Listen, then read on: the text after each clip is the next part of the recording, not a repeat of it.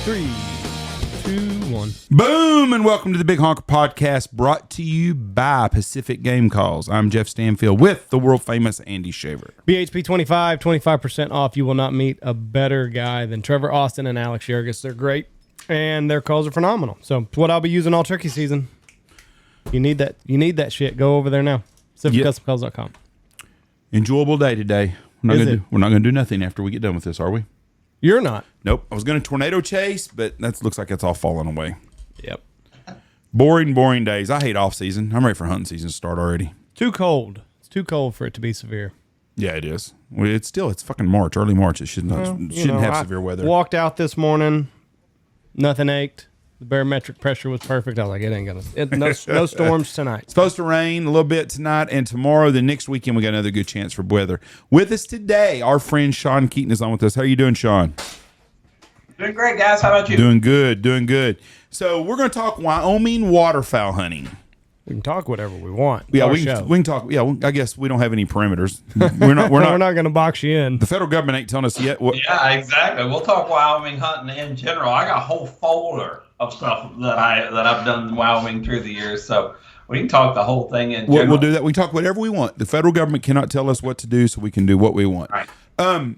You gave me some advice. Me and Michelle went through Wyoming on our west trip, and I did not get to take that. We got into we had to beat the blizzard. Michelle told me on our second night we left a night early. 2 nights in a row we left early from where we were staying, like at 6 o'clock at night because of the forecast. We wasn't going to be able to get across the pass at Lake Tahoe. And then we had to come back through when we left Oregon. And she told me, she goes, I feel like we're beating rent. You know, we're loading the shit up real fast and getting the fuck out of town real quick. But I didn't get to take that chance. I didn't get to take the trip to Thermopolis. We were going to go to Thermopolis to Jackson Hole. We saved that. That'll be another trip for us to go to. What's your favorite hunt you've ever had in Wyoming? Oh, well, I'll tell you, I got drawn, oddly enough. You know, you always see these things like the lottery where it says somebody's going to win, might as well be you, right? No, it ain't. It ain't going to be never you. Fact of the matter is they want your money and then tax on the poor, but whatever. So I put in 2018, so a lot of those states out west, but Wyoming in particular has what they call the super tag. Now, the super tag is a draw that you put in, $10 a chance, pure lottery, draw one name out of the hat. And it's for all the big game animals, say mountain goat, bighorn, antelope, mule deer, elk, wolf, cougar. I think there's even javelina on it. I've never seen a javelina, and I've hunted that whole state. But anyway, so they draw one name. And then there's even a package like with a rifle and some really sweet optics and stuff like that, so on, or whatever. I put in for that. I've been putting in for it for years. Forgot all about it. Got a call, I think around June the 7th, if I recall, the game commissioner, Wyoming, you drew the tag for elk on the super tag draw in Wyoming. One tag drawn on this. Came with a whole complete outfit of KUIU camo, including the rain suit and everything. With the super tag, you can hunt. So the way, so I'll just kind of talk in general here a little bit about like hunting out west versus hunting here. If I'm buying a Kentucky license, I can hunt anywhere in the state. And there's 129 counties or something in Kentucky, second most counties of any state in the United States. I can hunt anywhere. When you go out west hunting, you're buying tags for specific areas. So almost what we think of maybe is like counties here or something. Now there are general tags that are a little bit larger areas, but you're not drawn for the state. Well, with the super tag, you can hunt the entire state in any season that you want. So you can archery hunt, you could rifle hunt, you could muzzleload hunt, anything you want anywhere in the state that's legal hunting. Now out there, to hunt on a national forest, you have to have a guide. A guide can't take you on BLM land, like say Bureau of Land Management land, public land, that you and I could go hunt anywhere. And we'll talk about that with waterfowl here in a little bit.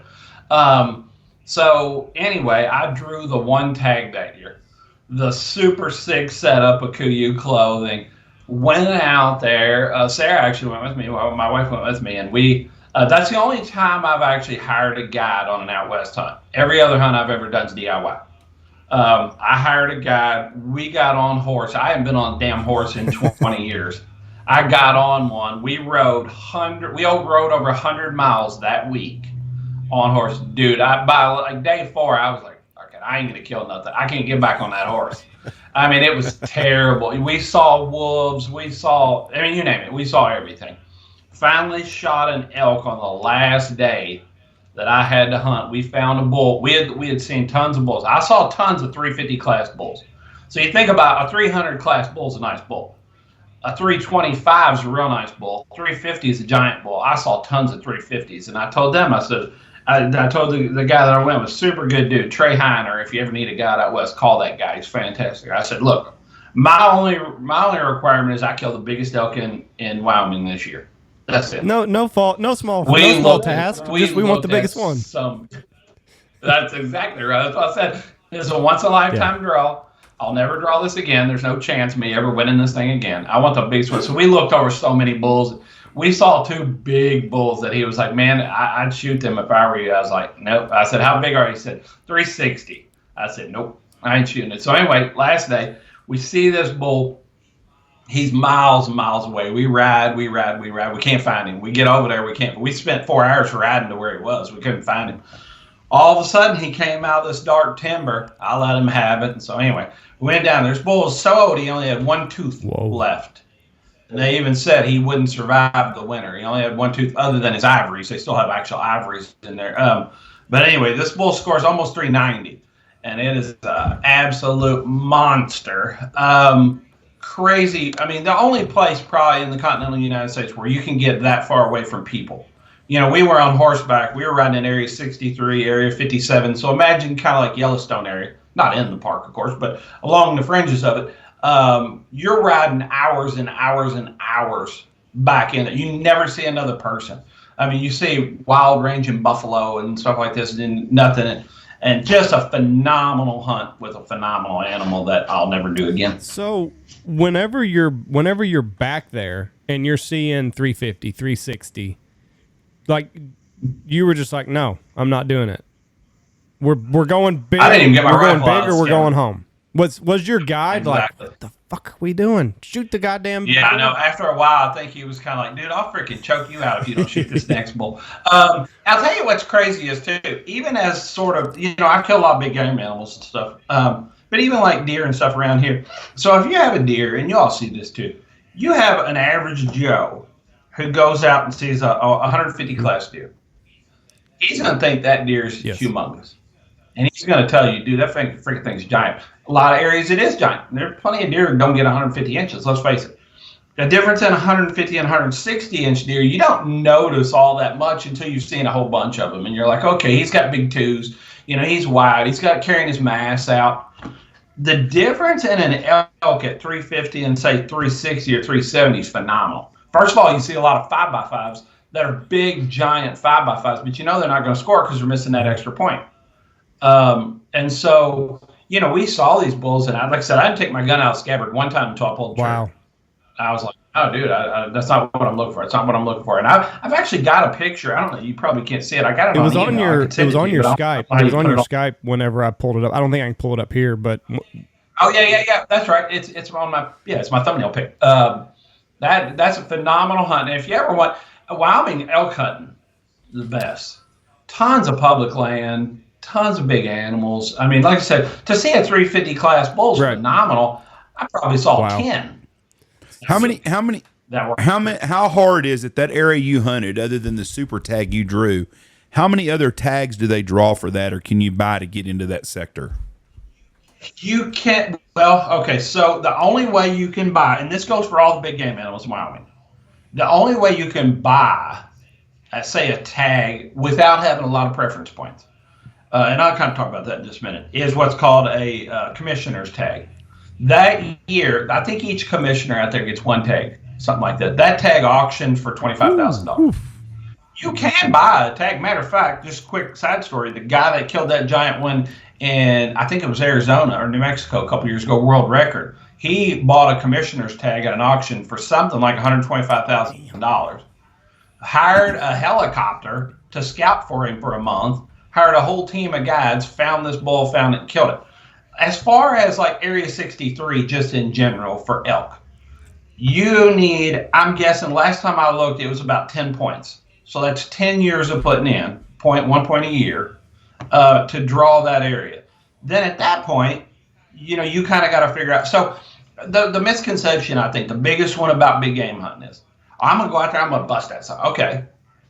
All right. You know what? You can go out there and bust one. What you're not taking into consideration is extremely long range shooting, which you don't do around here. People say, I shot that stuff at 150 yards. Yeah, dude, you never see nothing 150 yards out there. You're shooting stuff 600, 700, 800 yards. And then second of all, what are you going to do with it when you do shoot it? That's the biggest thing I think people don't take into consideration. Now, I've done it with mule deer, which are big animal and all that, and I've gotten it pulled off. But they don't take into consideration, what are you going to do with it once you get it? And that's the thing about a guide. I mean, dude, he's going to figure all that out for you. But to get back to Jeff's point, 8 to 10 points typically. There's a maximum on points on a lot of those things. I think it's 15. I've actually got 13 on moose in New Hampshire right now and haven't been drawn. If you ever want to hunt, sort of the two big boys three big boys, I guess, in Wyoming would be mountain goat, bighorn, and moose. Those typically are going to take 20 points. So somebody like me or Jeff, I'm guessing Andy's a lot younger than us. Yes. Somebody like me or Jeff's not going to draw that hunt in our life when we could go do it if we started right now. You've got 20, 25 years of putting in to draw that hunt. We can't do that. That hunt's out unless you're going to buy a tag somewhere for it. Right. So whenever you were out here hunting with us, and that one day I said, we're all or nothing on this next flock, you're like, fuck, this is no big deal. I'm used to it. That's exactly right. I'm like, dude, we'll go home and tag soup if we have to. I don't care. Let's make it big. Let's go big. Let's do this. So backstory on that, we were hunting and the birds had all kind of gone past us and we were having an okay morning, and the field it had every bird in the area in one field, and half of them got up and they worked pretty good. We got a flock, I don't know, 4, 5, 6, something like that. But I could kind of tell, like, this next big wave's going to get up.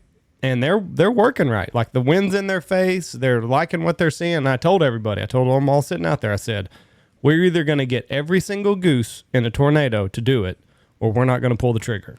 I said, so get your mind right now.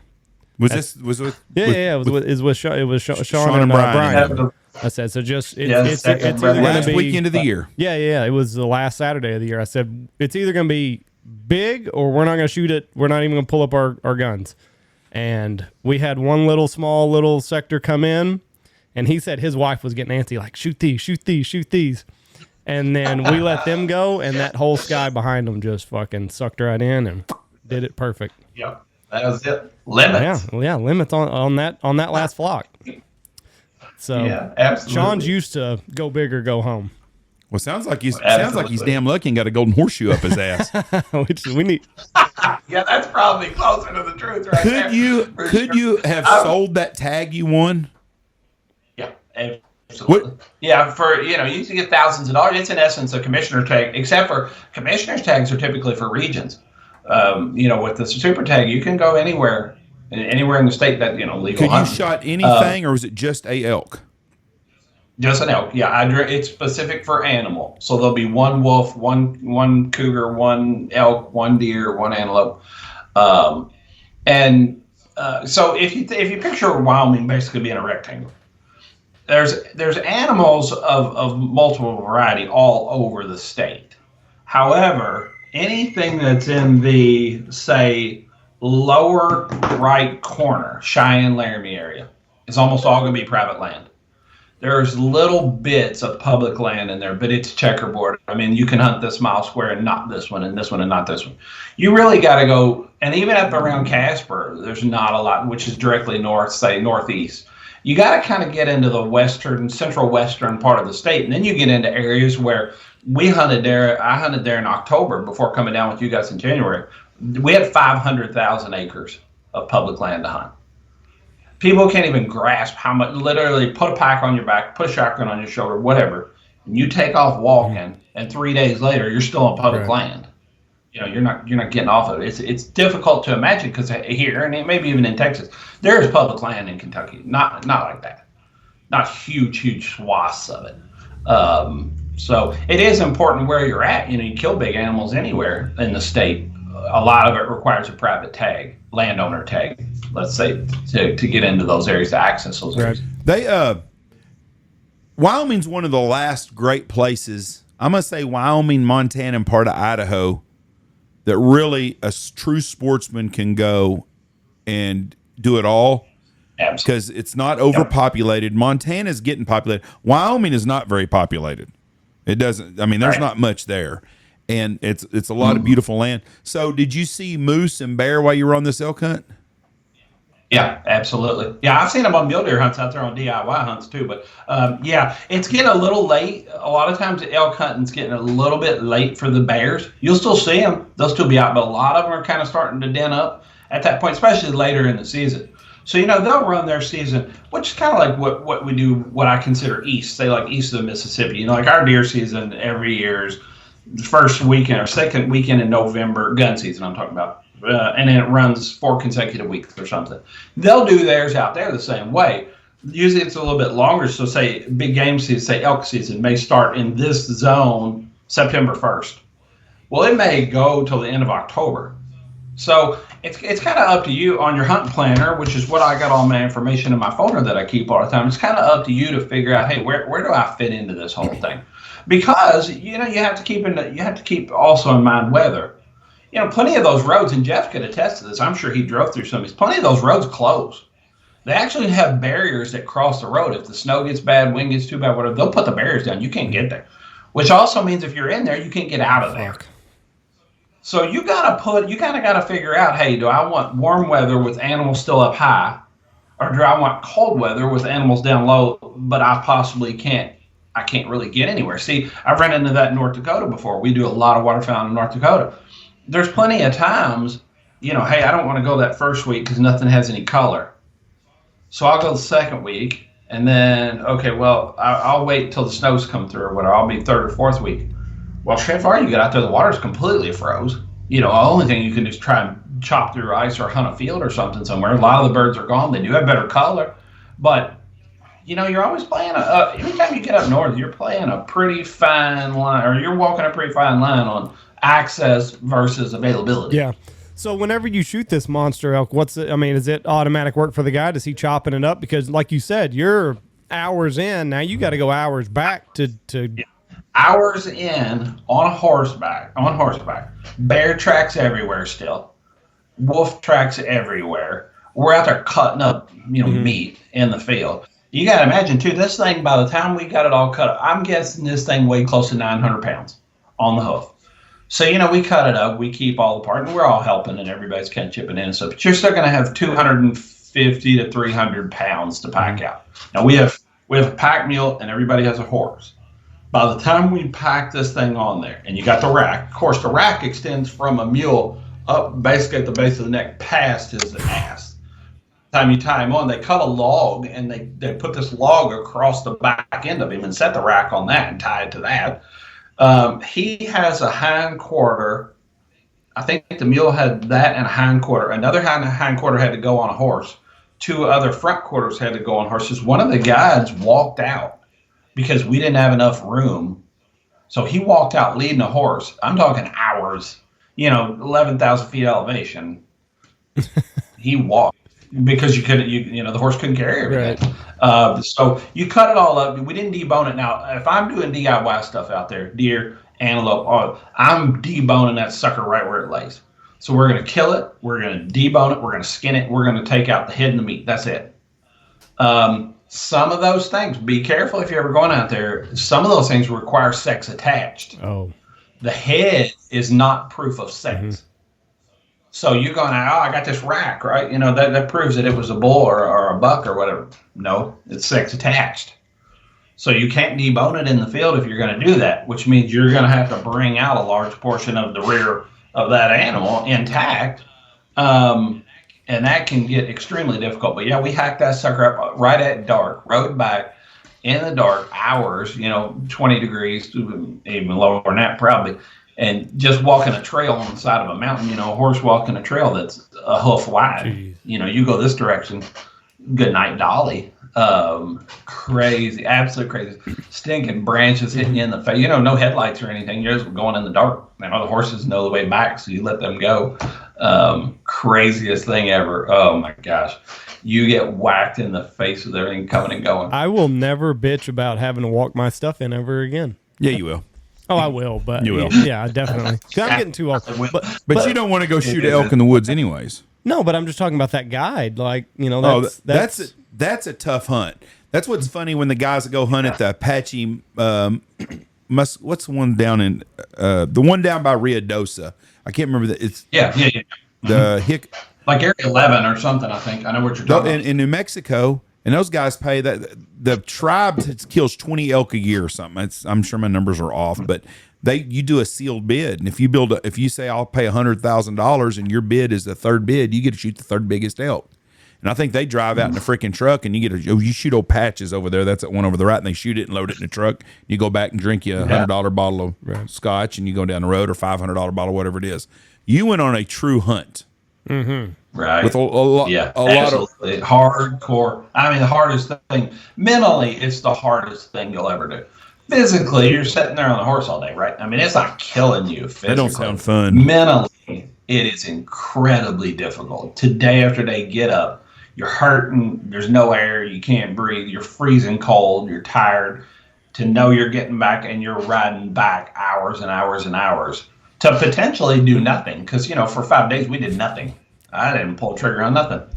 So you're day after day. The mental aspect of that is by far the hardest part. I'm real thin on patience. I'd have shot a deer the first 15 minutes, or an elk. I would have shot one. That 300 looks good. That 300 looks good. Boom, let's go home. That's the biggest spike I've ever seen. I'll take that one. I'm telling you, I went to the Boundary Waters one time, and if I did my trip all over again, we would have camped right across from where we drove. We'd have 100 yards from the boat ramp. We could have went across and got pizza in town. Do it all over again. I'm just not that hardcore about it. So, was that the biggest elk shot in Wyoming that year? I don't know. They don't really keep a good track on it. Now, there's a group called WYOGA, Wyoming Game Guide Association. They put out a really nice book, too, by the way. You can subscribe to that and get that book. It shows you pictures of everything the year before. I believe there was an elk killed that was a little over 400. I think, don't quote me on that year it was non-typical. This one was typical 6x6. Anything with more than 6 points on either side, any oddball points, whatever, put you in a non-typical class, which means you got to score more to make it in, say, Boone and Crockett. But this animal would make Boone and Crockett. I never put it in it, but it would. But they don't really keep a definitive record of those because, it's kind of like Kentucky in that, you got to have your tag and you got to tag it and you got to do all that kind of stuff. At that point, you leave with it. Nobody knows. Nobody knows how big the thing was or whatever. Kentucky now you have to check in all your stuff online now. Nobody even sees it. And the qualification of does it have an antler bigger than 4 inches or something? Well, that's it. It's like a turkey, for instance. Turkey, was it a male or female with a beard? Had to have a beard 6 inches or longer. Nobody really knows. So I don't guess they really keep much track on it. But it's a giant. Right. That sucker hangs in the living room and takes the entire living room wall. That's a big old elk. That elk would have cost what, $15,000 to $20,000 on a guided if you'd have bought that deer. Elk from a guide. If you'd have had the points and hired a guide, $15,000 to $20,000. That's an amazing deal. The elk in Yellowstone are amazing. That people see that man, they got 400 class elk are everywhere. Is it Manitou Springs? Is that what it's called on the north end of the park, or Mammoth Springs? Yeah, Manitou, I think. There's big ass elk, and there's that's the only place I seen at Hoover Dam, and I saw them up there, the rams. Bighorn sheep. The only place I've ever seen them in my life, and it's an amazing animal to see.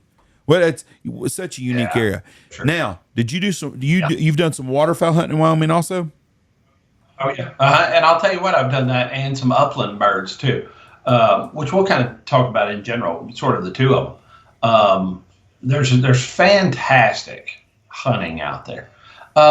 So I'll just kind of talk about in general, just the hunting in general first of all. So if you imagine, let's say, like we come to Texas, and we're gonna hunt with you guys, where you're at versus say hunting in Mansfield, where you're gonna hunt a lot of saltwater and you're in an airboat and you're going out there. So you look, well, those are totally different. Well, in reality, that hunting's fairly similar in a lot of ways. You're still killing ducks. You're still killing widgeons. You're still killing blue wings. Green wings. You're still killing similar birds. You're using the same decoys, but the hunt's different.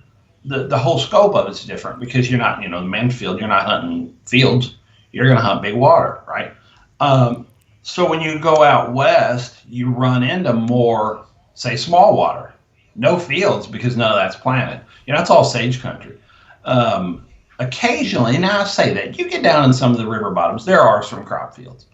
But for the most part, this is large sage flats, plateaus, rivers, kind of classic. If for people that haven't been out there, if you just sort of close your eyes and picture fly fishing in your head, that's sort of it's the rumbling streams over the stones and that sort of stuff.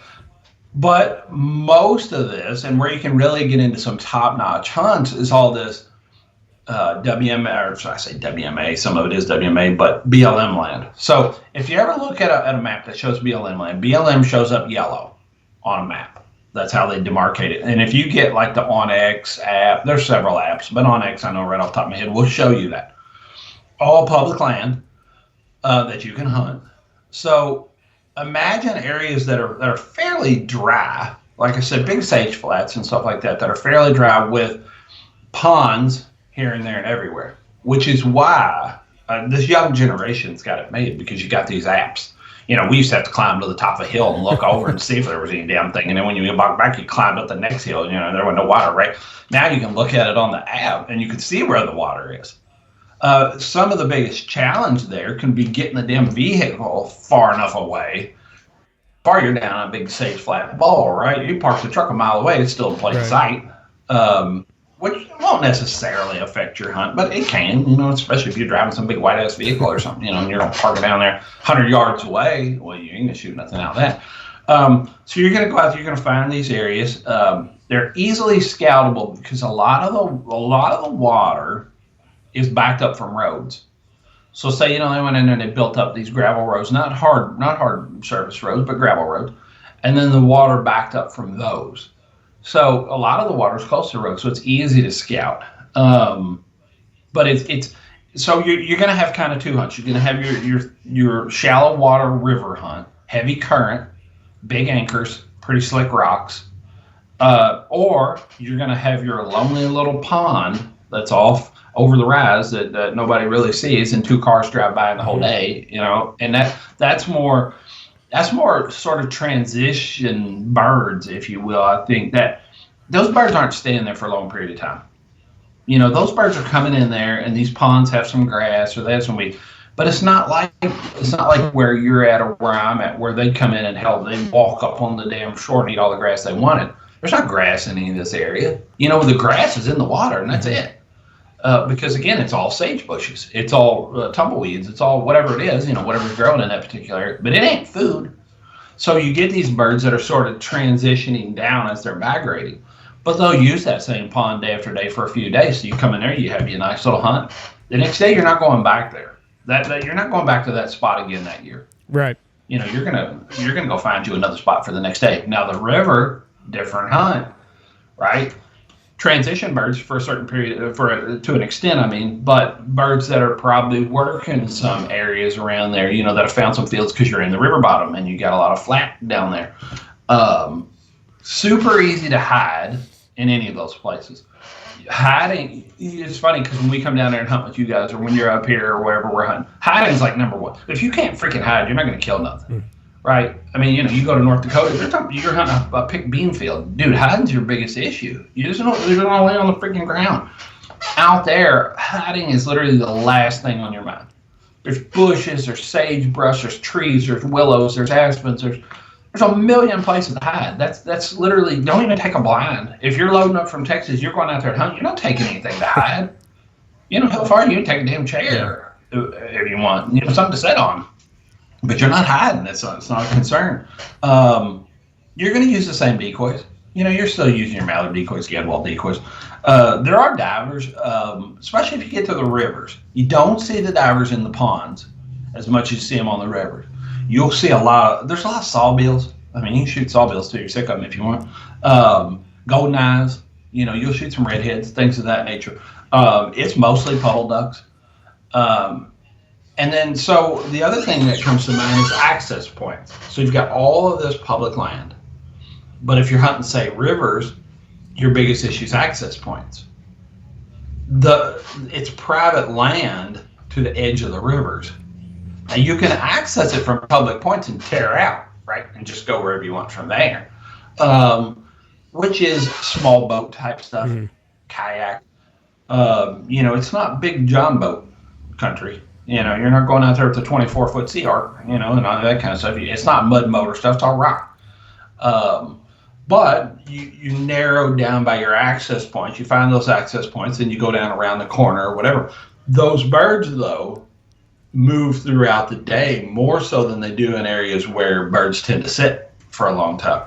Those birds may go down here, get a little something to eat. They come up here, then they float by, and then they fly back up, and then they float. It's almost like a drift trip, like if you're drift fishing. And so they're constantly on the move. So more so than hunting, say, out east, where, okay, 10 o'clock's over with, shit ain't gonna fly now. We might as well pack our stuff up until 3 o'clock in the afternoon. No, usually many of them flying at 11, as you saw at 8. Right. So big difference in that. That's how Texas is with the access points, because the river, it's public land here, but you got to have a place that you can access it. Yes, you either got to jump off the bridge or you got to have somebody to get you some land on it. I don't know. I mean, in our area, there's very little public hunting. You can hunt, but the river's public if you can get to it, and you got to stay in the water. You have to stay within the boundaries of a high tide, I believe, or the when it's full. I know in a lot of the lakes in Texas, you can hunt as long as you're in the lake. You're okay, but you can't step off the land because then you're trespassing. What about the big thing in Wyoming that everybody wants to do, and one of the hottest hunts in waterfowl is people that want to go shoot the mallards on the little small hot springs. Have you done a lot of that? Yeah. I have not. I've not hunted the hot spring. I've been around the hot spring. I've been in the hot springs in Thermopolis and stuff. A lot. So, like the majority of even the river, say the river I was telling you that drive from Thermopolis up toward Worland and all that kind of stuff, that water stays open no matter what because it's running constantly. Now your ponds and stuff will freeze over, but there are access points close to those hot springs that you're talking about. And I've actually seen a lot of ducks on them. I was upland hunting and saw a lot of ducks in those areas. You don't necessarily need that as much as what you might in other places, say North Dakota, for instance. Not necessarily that you're hunting hot springs, but you can find places where water comes through and is moving, and those birds will pile in there, especially when everything freezes up. Wyoming, not so much, because there's mallards, predominantly mallards, and there's always open water. So you can access open water and shoot mallards. That's not the big boy. If you want to target an off species or something, that's where you're kind of going to get out and do a little something different. But yeah, you can shoot a lot of mallards. Everybody wants to shoot mallards and everybody wants to go to Wyoming and shoot the hot springs mallards because you're shooting over 6 decoys. It's just a little narrow channel, and that's what everybody wants to do. I mean, I get so many people that'll tell me about that, and to me, that's a very enticing deal. Mm-hmm. To me, it would be very enjoyable. Yeah. You're going to shoot big geese, and you're going to get a chance to shoot some mallards. And you can't do that over hot springs everywhere. And a lot of that's public land too, correct? Yep, absolutely. With access points and stuff. And again, you're talking about, you only have to walk. Now that's the other thing too. If you're hunting, say, out here versus out there, you have to keep in mind, you're never going to hunt very many decoys. If you're going out there and you're hunting one of those ponds, let's just say, the biggest one I saw in October when I was out there, the biggest one was maybe 1.5 acres. You're not going to go hunt 4 dozen decoys on that. The river, like what Jeff's talking about, the rivers and the hot springs, some of those may be 3 feet wide. I've seen trout in some streams that I could jump over that were literally 3-4 pound trout. So like the actual rivers, you could skip a rock across. Mm-hmm. You're not taking big giant decoy spreads. You're going to take 6, 8, 10, 12 decoys. You're going to put them in a bag, put it on your back, and you're going to take off. Hey, go up here around the bend where nobody's at. And plenty of that stuff. So now, of course, they're affected almost like South Texas. Say not so much here because when you're hunting the Ohio River, there's always water. You never run out of water out there. Suckers 40 feet deep, even in the summer. They're more affected by dry conditions, probably like you all are, than say someplace like here. So you may go out there and there may be a beautiful stream there, and you go, boy, this sucker's awesome. You go out there a month later, that sucker's gone. There wasn't enough snow melt or whatever it is to keep that sucker going. So you are affected a little bit more out there. Or you may get out there and there may be a trickle of water. Well, you're not killing anything over 3 inches of water, so you're going to go find you another spot. The thing about it is like on the rivers. So you got your access point. It's clearly marked, and you can also get a map. I think it's even on the OnX app. Don't quote me on that. I know you can get a map that shows how far you can actually walk down the bank on public land before you hit someplace that's private, that they're going to say, hey, you can't get on this. But it's clearly marked. Someplace you might be able to walk them out just down the shore. And there's paths there because people have been fishing. And so they've literally beat a path, all summer long. You throw your decoys on your back, you take off, walk down the trail. You never got your foot wet all the way till you got wherever you were going. So, you'll see your divers, but for the most part, you're going to shoot mallards. Yeah. You'll shoot a few shovelers, you'll shoot a few pintails, you'll shoot a few widgeons. It's going to be primarily mallards. Now, when you get out on the bigger water, you get I see bigger water, 75 feet, 7,500 feet wide, bigger water, you'll see more divers, especially goldeneyes. If you want to shoot a beauty goldeneye, man, perfect place for that. Have you done any of the fishing out there? I did a little. I've done it in Montana and Wyoming. Same spot. Matter of fact, if you had the collapsible rods, dude, fantastic idea. Take that sucker with you, and when you're sitting there and ain't shit flying, pull that sucker out. You chuck it in the bushes. Nothing, it doesn't flare or anything. Chucking your fishing rod in the bushes. I've seen plenty of dudes fishing while nothing's flying. I got my spread out here. I'm going to the bottom end of the spread. I got 10,000 places to hide. I got my shotgun on my damn back. You're doing both. That's true cast and blast because you're doing it at the same damn time. Yeah, great fishing. And also they do it. I'll tell you what, Wyoming, by far, the best I've ever been about all of their sort of like game commissioners, I guess is the word you use for it, are all listed on their website, on the Wyoming Game and Fish website, with their phone numbers. You call those people, and they will help you immensely. I have literally been out there before on a mule deer hunt, and in 3 days hadn't seen a damn mule deer and thought, this freaking sucks. I call one of them up, dude, look, this is where I'm at. I haven't seen crap. Okay, where you been going? Okay, this is where we parked. Okay, no, you're not going to see anything there. Go north of the road. Put your pack on and go north of the road. There's going to be mule deer in there. You're on the totally wrong place. They haven't come down yet. And they'll do the same thing with fishing. They'll tell you, hey, what are you doing down there? You're not going to run anything down there. Go over here where the water's a little deeper. The fish haven't transitioned into shallow water yet, or come back into deep water yet. They're a fantastic resource, and everyone that I've ever called has said, well, a lot of times they say you're an idiot. I've had plenty of time when I was on that mule deer hunt, and I'm like, man, I've killed myself. My brother and I have been everywhere. Why in the hell are you down there? Dude, there's no mule deer. Yeah, I know, because I walked all over it. He goes, dude, no. He said, literally, go south, go down this road. We saw mule deer literally when we pulled up. We hadn't seen one in 3 days, and he just knows. They know, and they're willing to help. That's the biggest thing. That's awesome. I mean, it really is to lend a helping hand like that. Yeah, to somebody that they don't and I'm going to tell you specific places. Yeah. What do I've never eaten a mule deer. Are they, especially like a all of them sagebrush? Are fine. Yeah, I'll tell you, I love antelope. Yeah. Love it. Elk, fantastic. Mule deer's about like, so your mule deer, so let's say you go out there. They have whitetails. Whitetails are purely in the bottoms. You do not see whitetails on sagebrush flats. Mule deer you'll rarely see in the bottoms unless they're going down for a drink. They prefer to stay in the sagebrush. So they're eating sage primarily. Yes. There's a little bit of grasses up there, but it's sage. They're fine. Not outstanding by any stretch. I think the antelope's way better. Mule deer's a big, that's the other thing. That's a big animal. That's a 400-pound animal on the hoof. Big son of a gun with a lot of meat on it that you got to figure out something to do with when you get it. They have donation places out there. We've donated several of them if we flew out, like on a hunt.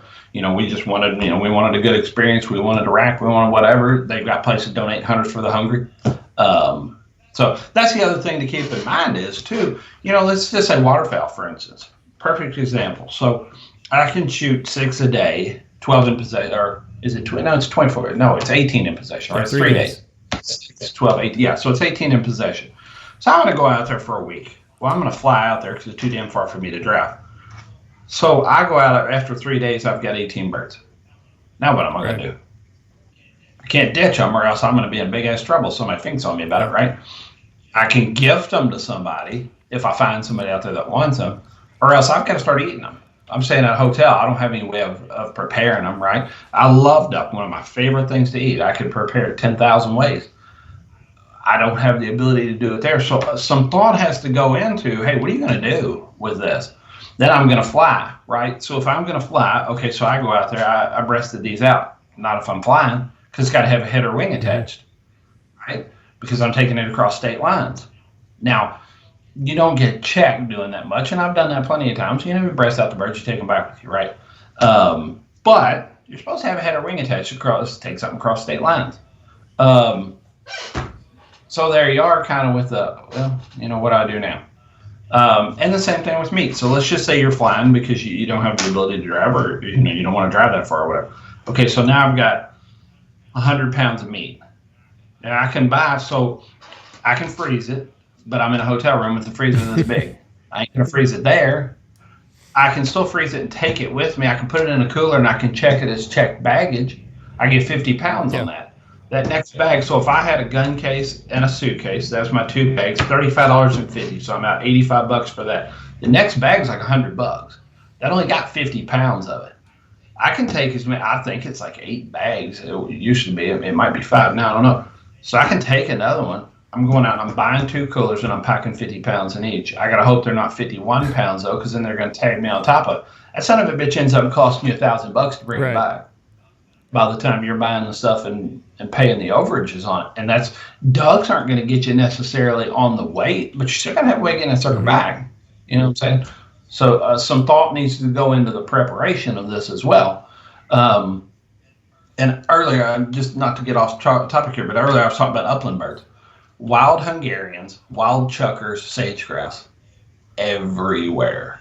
In a good year, you'll see 100 driving around. I'm talking coveys of 20, 30, 40 birds apiece. Phenomenal upland hunting.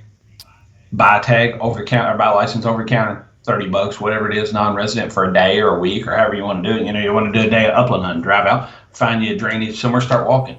You ain't got to have a bird dog. But again, there's got to be thought in what I'm doing with that sucker at the end of that too. You know, I'm going to cut him up. Maybe I'll make me a little fire out there. I stick him over. I put some sage in the breast and I cook him right there.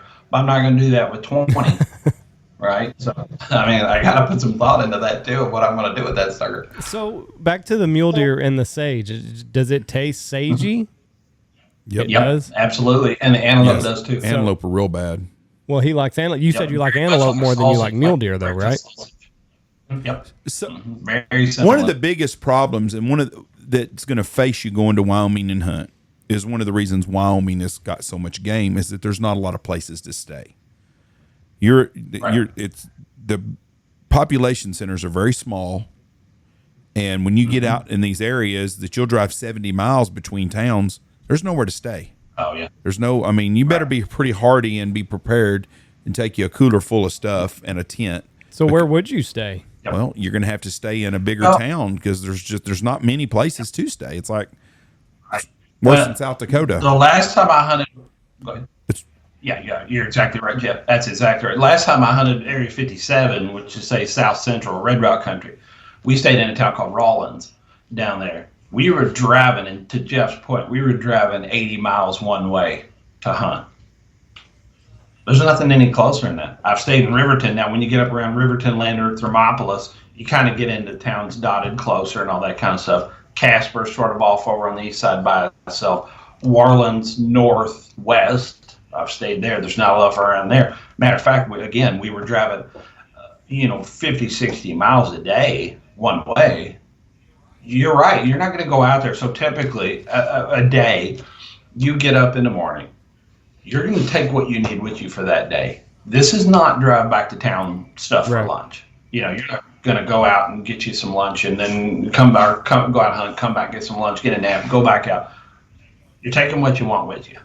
And then you're going to come back at dark or whatever until you get your limit or wherever you shot a deer or whatever. A lot of times it's not going to be till dark.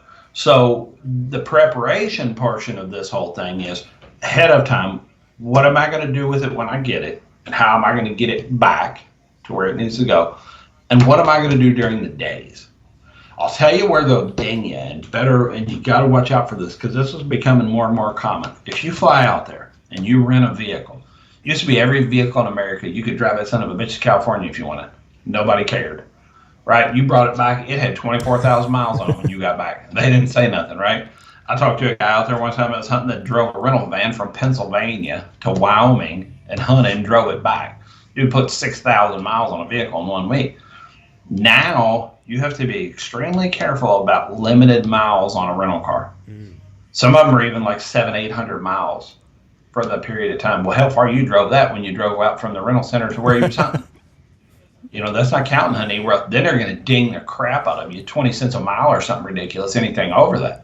How far you go to turn in your rental car? You owe them $1,500. I did not know that. I did not know they put a mileage cap on you. They do in some of them. You got to watch it. That's why you got to get unlimited miles. Like when me and Michelle did our road trip, I almost drove to Lubbock and went to Enterprise or Budget, who I use, I guess, so I did, and started to rent a vehicle that got better gas mileage than her Tahoe, and started to take it. And I thought, well, shit, it's going to cost me $500 for the week, but I'm going to put 5,000 miles on somebody else's but mine. And I'm going to save probably a couple $100 just on the gas mileage. I'm going to get something that's got 35, 40 miles the gallon. Well, your mom packed so much shit that I needed to almost rent a trailer just to go behind the Tahoe to carry all of her stuff. So it wouldn't have worked. But there is times I've done that. One time we drove to Augusta and took Payne his truck when he was first got in the Army, and he could after a year he got to have his own truck. We drove to Augusta, Georgia. We rented a car. We drove from Augusta, Georgia to Washington, D.C., went to the White House, got to go in the White House when Trump was in office. We drove to New York City, Philadelphia, Atlantic City, drove to Buffalo, New York, and back home in a rental car. So that was unlimited miles, I guess. Yes, but I checked on that before because, like you said, they're starting to... Santi, I don't know how many thousands of miles. We were in a car for 6 freaking days, and we drove most 90% of the time. I wouldn't have even known to even check that. Like, I'd have just turned it back in. They'd be like, well... Funny story. You're 3,000 miles over your allotted mileage. But most times, like when we go up north, we'll fly to Boston this year, and then we'll rent a vehicle and we'll drive. We won't drive 500 miles. You'll go to a lot because it's not a lot of miles to drive. But when you're out west, it's a bunch of miles. And when you're in Wyoming, I've noticed this a couple times. I've been up that way. It's not like you're going to go to a little town and have a cafe to go. They may have a place to eat, and they may not. I mean, it's like small town West Texas. There's some towns out here that don't have a fucking cafe open. Right. And you drive and you're hungry as shit, and you go get gas. And what's there to eat? Nothing. What the hell do y'all eat? Well, eat at home. And there's not. You got to prepare. North Dakota's the same way. When you go up there to go hunting in North Dakota, you better. When we did it a couple of years in a row. We went up there. We went to Napoleon. We went to Napoleon because Napoleon had a place to stay. We rented a place to stay, then we found places to hunt. Well, Wyoming's the same way, but there's less places to stay, and the little towns don't have as much stuff. Yeah, I'm looking at the population in Wyoming. It's Cheyenne at 64,000, Casper 58, and then it drops off pretty quickly after that. 33, 31, 23, 18, 11, 11, 10. Okay, what is 11th? The 10th biggest city? 10th biggest city is Riverton at 10,733 people. And that's... Cool town too, by the way. Riverton's an awesome town with a great little cafe. Jeff talking about cafe. You want good? Of course, I know. I love good food. Riverton has a cool little hunting and fishing store too with some awesome rifles. Well, and then like you get to 11 and 12, Cody and Rawlins, it's 10,000, and then Rawlins is 8.82. Is Riverton south of Biddle, Montana? Yes. Well, Riverton's real far south. The Riverton's almost, say, if you cut the state into, say, fourths in the bottom fourth. I think I've been to Riverton. Is it between Cheyenne and Biddle, Montana, probably? Cheyenne's all the way over in the far corner. Riverton's more north or southwest. So, no, it's over Lander. You go through Rawlins, you go through south of Lander, south of Thermopolis. So if you went through Thermopolis, about 2 towns south of that. I'm looking to see because that name sounds so familiar, and I bet me and Michelle were close to it. While Jeff's looking at that too, I will say this too. The other thing to keep in mind is if you're doing a hunt anywhere far from home. Now, you know what? I come down there to hunt with you guys. That's far, right? That's far from me. I can drive down there, but shit, I ain't doing that. But if I get down there, my shotgun goes to shit. I'm gonna go, Andy, dude, you got a shotgun I can borrow? Mine's to shit. What am I gonna do in Wyoming when my gun goes to shit and there's not another gun around? There's not a gun store within 100 miles of where I'm at.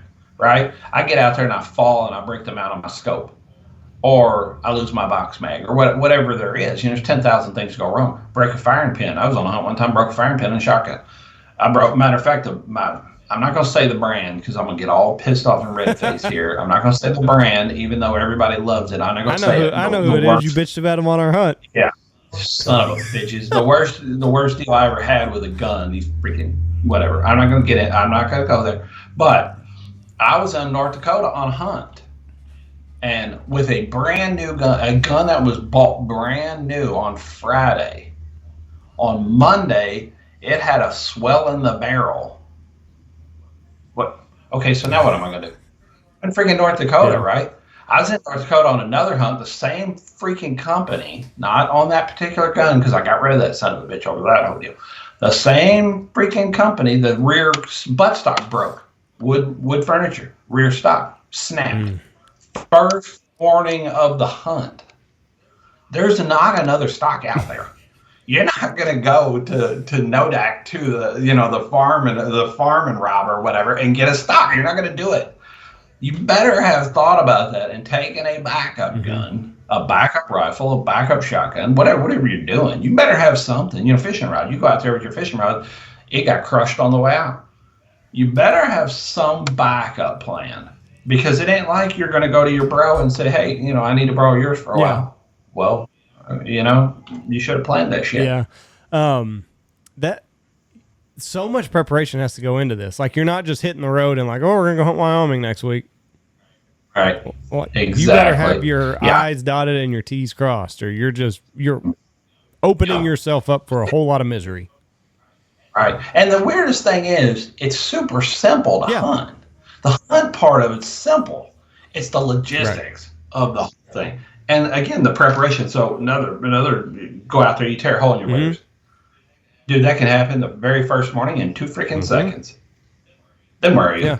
Well, I'm going to go buy another pair of waders. Yeah, if you drive to Denver, I mean, you're 8 hours later you might, but you're not going to around there, at the mom and pop store. So there's a lot of preparations got to go into that stuff. And that's why, I keep my little photo here. This goes all the way back like to, 2005, 2006. I've got every place I've hunted out there, what I've ran into, who I've talked to. I keep all this information because, I know for a fact right off the top of my head, there's a great hunting and fishing store in Riverton. And they have some I love rifles. They got some sick ass rifles in there, and I go in there and I just handle everything like as a little child, But I know for a fact that there's a place there. I know for a fact in Rollins there ain't shit. So if I get out there and something happens, and let's face it, Murphy's Law says something's gonna happen. There ain't no replacement. There ain't no me just grabbing another one. So I better be thinking about that. If we could be a top 50 city if we were in Wyoming. Why? Well, it's just the population-wise. Knox City, baby. We could be in the top 50, and Knox City, Texas could be top 50 in population. When you get out of Cheyenne and you get out of Cody and Casper and Laramie, it's pretty slim. Yeah. Then you get to the high dollar shit like at Jackson. Jackson Hole, then you're going to be, a Hampton Inn's going to run you $700, $800 a night. Now, where's Jackson Hole in relation to all? It's right all south of the Tetons. Well, where the fuck are the Tetons? North central. I'm sorry, west. Right on the Idaho border almost. And that's where all the yuppies go. Now, isn't it? This, if you just want to ever go to a town in America, you want to close your eyes and you want to go to a town in America and see some cool shit. It's got to be. It's like top 1 or 2. Jackson Hole is. I mean, there's just so much stuff there to see the Grand Tetons and just elk and there's cool stuff there in spades. But you can't stay there. That's for sure. That's where I want to. That's one place we did not go on this trip. We may do that next year because there's a lot of things in Wyoming I still want to see. I've never been to Devil's Tower, and I want to go to the Tetons. I haven't been there. But it's a pretty. You got to do that Thermopolis drive. We had to flip a coin. It was either do that, or go to the Redwood Forest. We just didn't have time, and the weather was coming in on us. And I didn't want to get stranded. We stopped in Barstow, California. We stopped at Barstow. We stopped at Winslow, and both Barstow and Winslow. And Michelle was doing all her picture shit in Winslow, Arizona, where they got all the pictures and all the guys standing on the corner from the street, and we did all that stuff, and we grabbed something to eat right there. And I told her, I said, God, could you imagine getting stranded here? And 36 hours later, there was people stranded there for 4 days because they had the interstate shut down. And I thought, there ain't shit to do there. I can't imagine getting stranded at a Motel 6 in Winslow, Arizona. I'd go start. I'd probably be arrested for murder, or she would probably be arrested for murder. I mean, it would be that bad. I just can't. I just and when you go out west like them places, that's a chance you take. And like you said, they got those interstate deals where they can close them down. I've been stuck in between Tucumcari and Albuquerque one time at Santa Rosa. We just happened to come in, and we drove up as they were unlocking the gates and opening the interstate. People had been stuck there for 8 or 10 or 12 hours. I thought, man, you imagine being in some nasty ass truck stop for 12 hours? If you're lucky, you could be on the road. Yeah, in an electric car. I saw where they had the electric cars in Alaska going to shit. Yeah. The worst damn stranding I ever had was on a damn Outdead hunt in West Texas. We did DIY Outdead out of Van Horn, and coming back, that ice storm hit. This was like 2010, maybe 2011, something like that. The dude said, all right, prepare for this hunt to be 70s, 70s and 80s every day. We went the day after Christmas. We get down there, it's 14 the first day. The second day it snows. Hadn't snowed in 8 years or something. Third day it's 14. Fourth day it's 18. We're coming back. We killed our Outhead somehow without dying. Damn it. I'm talking shanty, boy, on the Brio Grande. I mean shanty. Oof. Get on the damn interstate from Van Horn to Odessa, 10 hours. And there ain't no place to stop there either. No, shit. We quit counting at 250 accidents or something. It was insane. Get into Odessa, ice. I'm talking ice. To get something to eat from the hotel, we got down on our hands and knees and skated across a 4-lane road to a gas station and got some damn tornadoes because everything had shut down.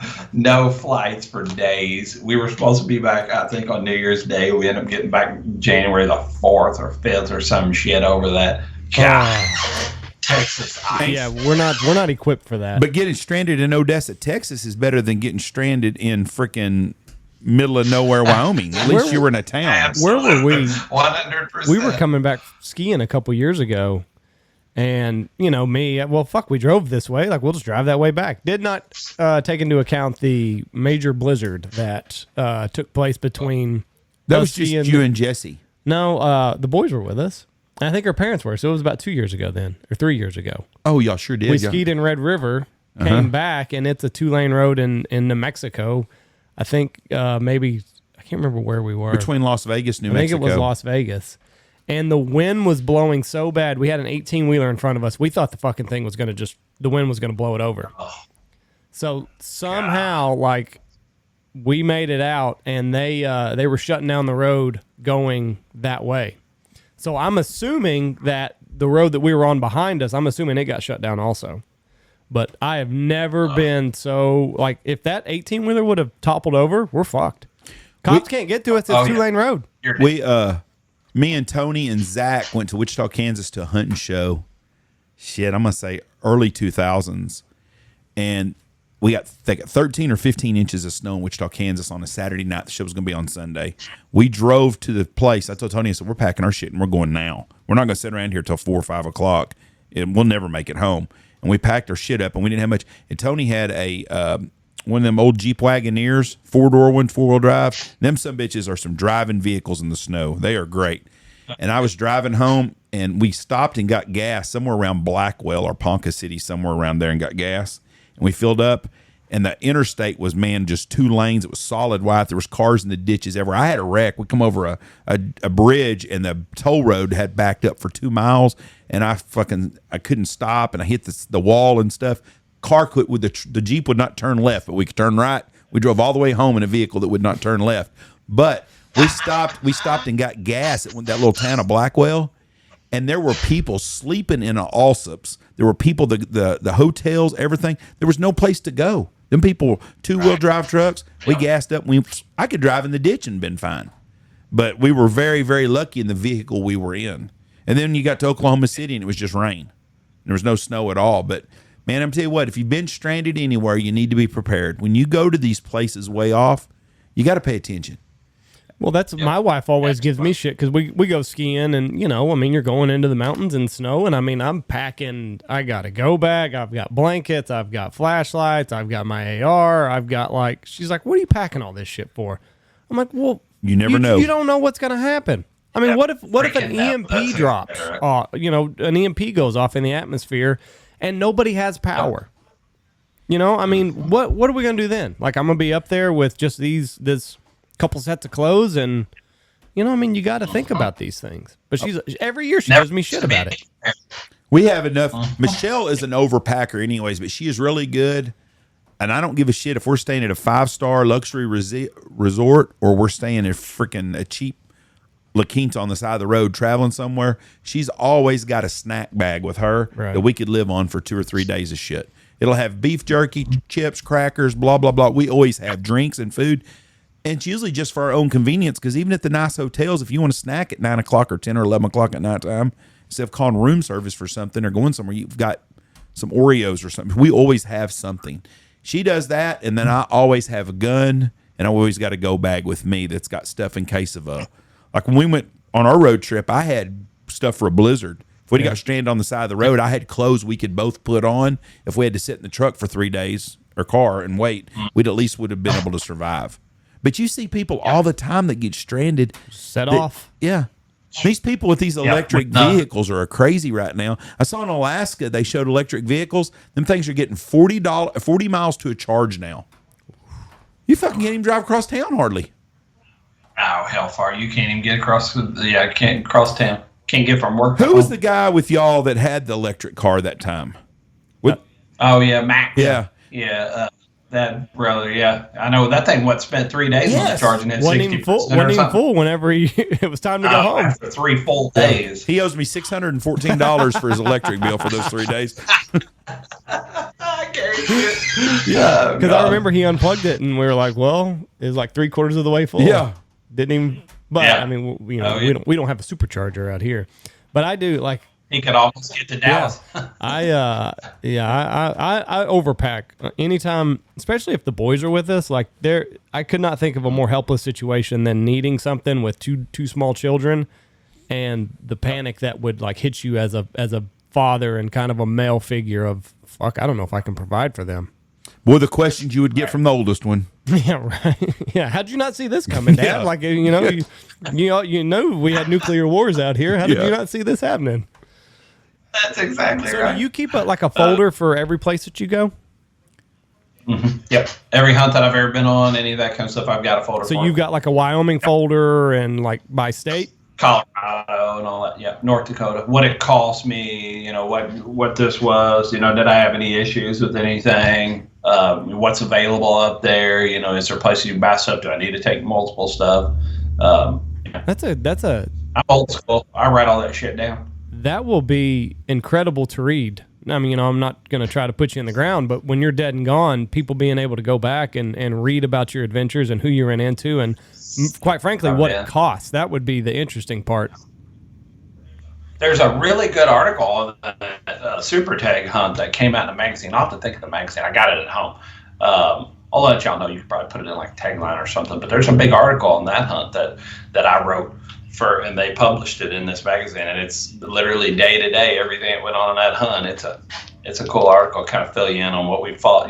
Knee deep snow and incredible cold and all this kind of stuff. So and all that's like you said, all that's a story. Yeah. So it might be interesting. I wish I would have kept a log of all my hunts from when I was a kid to now. I would have loved so much on that. I used to keep it when I was a kid. I used to write down how many ducks we killed just for my own, but that was thrown away years and years ago. But he's got cost of it. It would be interesting if I had what a box of shotgun shells cost. Everything, the whole thing. When I was 12 years old or whatever. And what's funny is young people like you, Andy, you're living the time to do this because I'm 55, 56 now. So for me to do it, I bought a log the other day, about a year ago. I got a vacation book you keep down everywhere you go in the country and all the places you've seen and shit. It's still sitting with dust on it on my desk because I haven't put anything in it, but I need to do that. But I wish I'd have had written from when I was a kid. Your boys should do that because when you get to be an old man, you can reflect on that.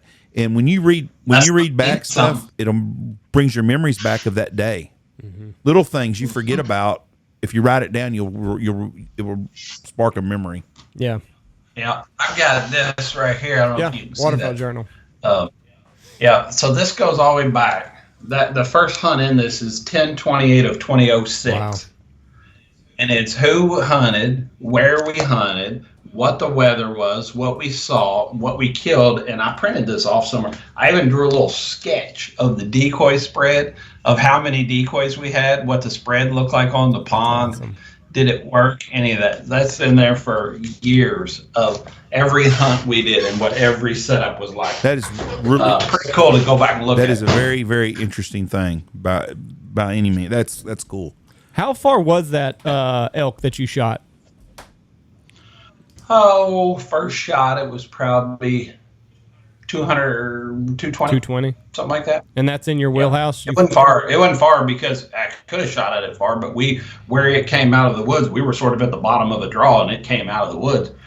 Basically, I mean, 200 yards, not necessarily right next to you, but right next to you out there. What were you comfortable at? Like, what was going to be your max distance out there?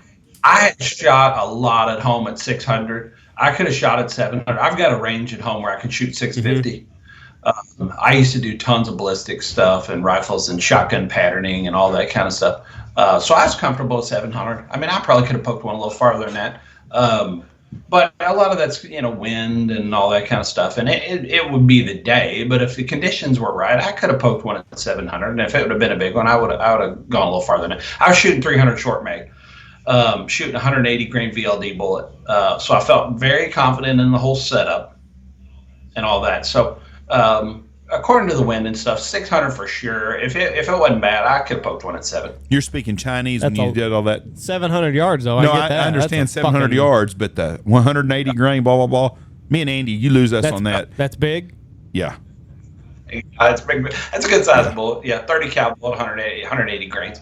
They go all the way down. You can get 30 cal bullets at 125 grains. So that's a pretty good You're size. talking Chinese to both of us. Am I right, Andy? We No. understand shotguns, but rifles, we don't know shit about. Next time I'm down there in September, we're going to have a big old rifle discussion. I'm going to fill y'all in on everything rifle. We had the guys from Vortex Optics on with us on a podcast one time, and I was a spectator on the whole thing.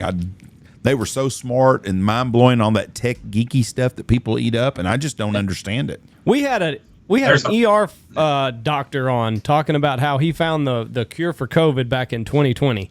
I was more comfortable talking to him than Yes. I was talking to those Vortex guys. And Yes. he's a physician, and he had a COVID regimen, and I at least felt like I could bullshit my way through that one. We understood a little bit. He was way smarter than us. Like, don't get me wrong. Like, we were way above we were in the deep end with him.